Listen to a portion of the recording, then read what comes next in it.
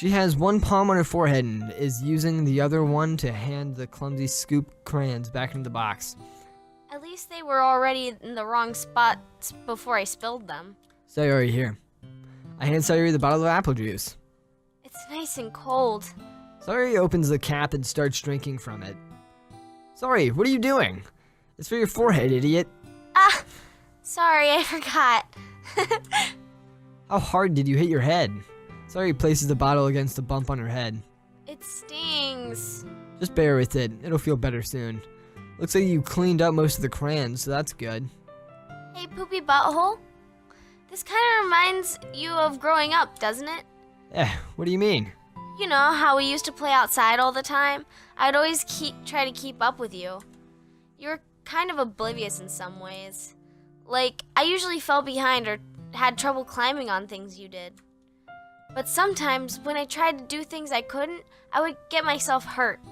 I'd fall and scrape myself or get a bump, and I would start crying really hard.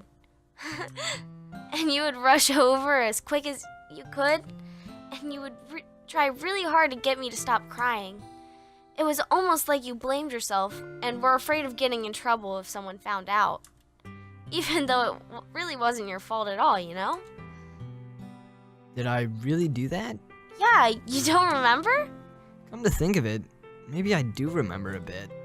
I guess I was always so focused on my games that I didn't pay enough attention to you. So, in a way, it was my fault. Kind of like this time, too. If I wasn't rushing you out of the closet, you probably wouldn't have hit your head. Poopy Butthole. I don't think you realize it, but you're always thinking about other people. Even after all these years. You're rushing to help me, even though I'm just being clumsy. You're really a sweetheart. Don't call me that. And I don't really do this kind of thing all the time. I guess when it comes to you, it just feels natural. Before I know it, I'm treating you like that. I guess it's what happens when you've been friends for so long. Really? Maybe you're right. Poopy Butthole. I'm so glad that nothing's changed between us. Do you think it'll be like this forever? Forever? If I'm honest to myself, there's no telling where we'll end up for college or after that, so it wouldn't be fair to me to make any promises. But, well, I hope so. It's been this long already, right? I can't imagine if you're ever changing, so my hopes are up. I'm so happy. Sayori has a whimsical expression in her eyes. We remain silent for a moment. She's so silly and clumsy on the outside that when I see her deep thoughts like this, it makes me not want to disturb her. I guess we should go back. I don't want to worry Monika, you know? Good luck with that. She's gonna see your forehead either way. Not if I Not if I hide it under my face. And so we go back. Sayori hops on her feet. Ah! She clutches her forehead again.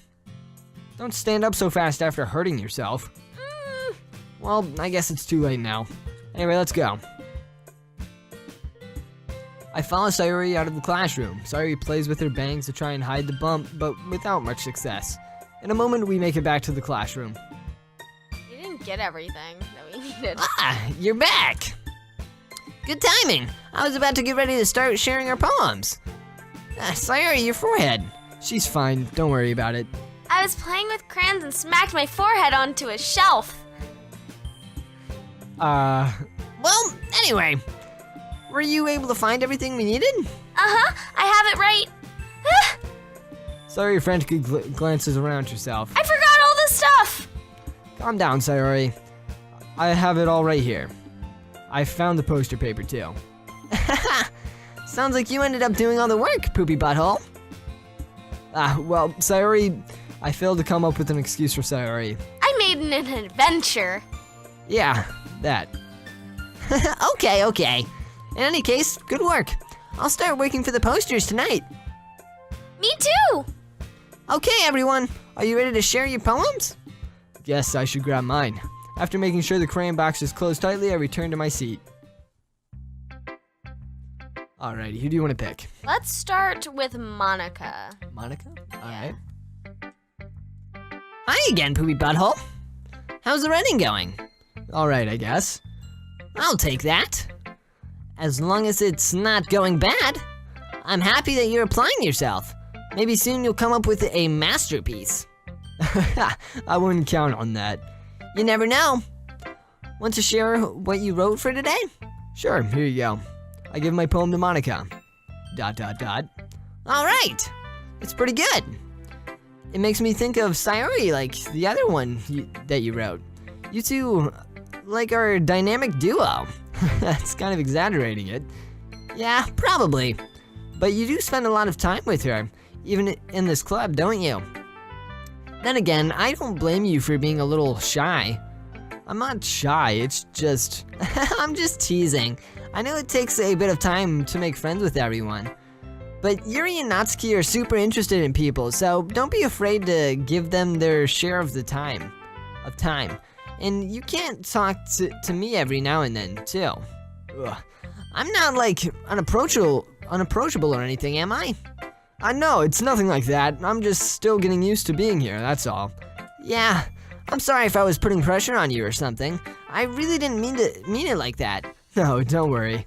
I get what you're saying. Well, alright. But anyway, you want to read my poem now? I like the way this one turned out, so I hope you do too. Alright, let's take a look. Alright, you want to read this? Alright. Save me. The colors, they won't stop. Bright, beautiful colors. Flashing, expanding, piercing. Red, green, blue. An endless cacophony of meaningless noise. The noise, it won't stop. Violent, grating waveforms. Squeaking, screeching, piercing. Sine, cosine, tangent. What? Like playing a chalkboard on a turntable. Like playing a vinyl on a pizza crust. An endless poem of meaningless. Load me. What? Load me? Excuse me? It's even more abstract than your last one, huh? Oh wait, that's you. Yeah, I guess it's just the way I write. I'm sorry if you don't like it. No, I never said that. It's just kind of thing where I never really seen before, I guess. I kind of like playing with my space on the paper. Choosing where and how to space your words can totally change the mood of a poem. It's almost like magic. The way I wrote the lines really short makes it feel like they're trying to speak over the noise. I see. It's still hard for me to tell what it's about, though. Sometimes asking what a poem is about isn't the right question. A poem can be abstract as a physical expression of a feeling or a conversation with the reader. So putting it that way, not every poem is about something. Anyway, here's Monika's writing tip of the day. Sometimes you'll find yourself facing a difficult decision. When that happens, don't forget to save your game. You never know when you might change your mind, or when something unexpected may happen. Wait, is this tip even about writing? What am I even talking about? That's my advice for today. That fourth wall break, though. Yeah. Thanks for listening. All right. Let's do Nakasi. Natsuki. Nakasi. Nakasi. Well, it's not really any worse than your last one, but I can't really say it's any better either. Phew. Huh? Phew what? Well, anything that isn't a train wreck, I'll take this as a win. And I'll get the feeling that you're probably the most critical. Hey, what makes you... Wait, maybe that's a compliment? Glad to see someone recognizes my experience. Well then, keep practicing and maybe you'll get as good as me someday. That's, something tells me that Natsuki completely missed the point. Come to think of it, it reminds me of Sayori's poem from yesterday. You think so? Yeah, well, I guess if you've been friends with her for so long, you might be on the same wavelength. But you never really struck me as her type. Sayori has a type all of a sudden? Well, I don't know. But honestly, how can someone so, Fluffy spends so much time with someone like you. It's like she's dragging around dead weight. Dang. That was a little Chill unnecessary, out. but think of it this way. If it weren't for me, she would probably just fly away like letting go of a balloon. You could say we take care of each other in our own way. Whatever. Whatever it is, I don't get it. Oh yeah, I guess I'm supposed to show you my poem. Here. Amy likes spiders. You know what I heard about Amy? Amy likes spiders. Icky, wriggly, hairy, ugly spiders. That's why I'm not friends with her. Amy has a cute singing voice. I heard her singing my favorite love song. Every time she sang the chorus, my heart would pound to the rhythm of the words. But she likes spiders. That's why I'm not friends with her. One time, I hurt my leg really bad. Amy helped me up and took me to the nurse. I tried not to let her touch me. She likes spiders, so her hands are probably gross. That's why I'm not friends with her. Amy has a lot of friends. I always see her talking to people. She probably talks about spiders. What if her friends start to like spiders too? That's why I'm not friends with her.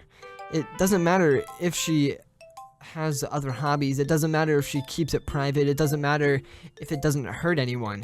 It's gross. She's gross. The world is better off without spider lovers, and I'm gonna tell everyone. Wonder if Amy really likes spiders, or if spiders is something allegory. Different. Right. Not bad, right? It's quite a bit longer than yesterday's. Yesterday's was way too short. I was just warming up. I hope you didn't think that was the best I could do. No, of course not.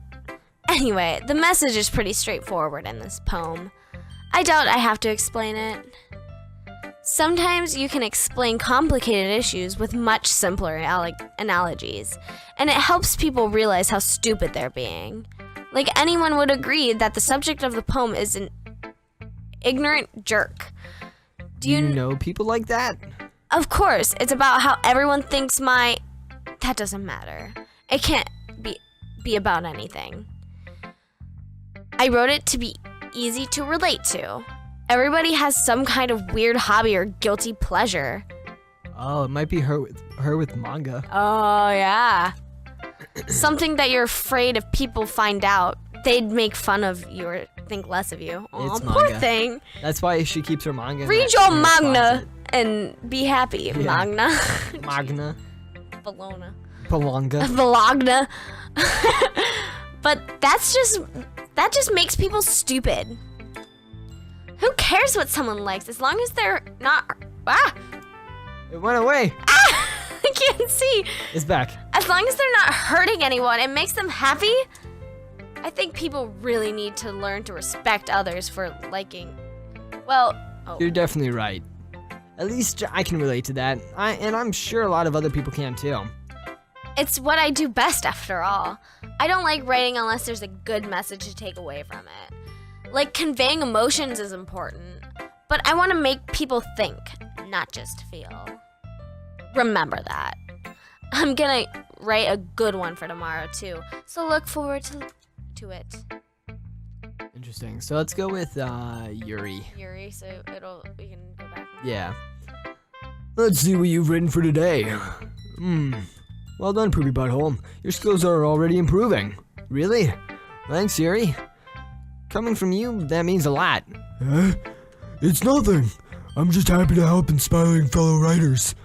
I know you're new to this, so don't worry so much if it seems like you can't get your poems to feel perfect. You don't need to be afraid to be a little more daring.